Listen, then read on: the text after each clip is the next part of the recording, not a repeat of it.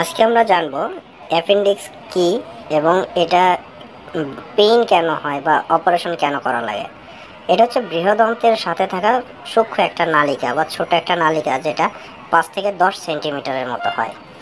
তো এখানে নর্মালি যেটা হয়, খাদ্যকণা বা পানি বা তরল জাতীয় জিনিসটা আসা যাওয়া করে। এর ভেতরে যখন কোনো শক্ত খাদ্য বা বিভিন্ন জিনিস এসে আটকে যায়, তখন এই জায়গাগুলোতে রিয়াকশন শুরু হয় এবং এটা পাকতে থাকে। এতে করে পেশেন্টের ব্যথা শুরু হয়।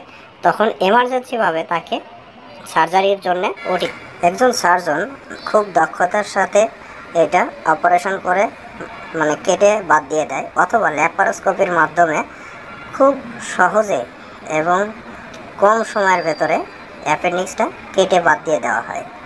এতে করে পেশেন্ট খুব দ্রুত সুস্থ হয়ে যায়।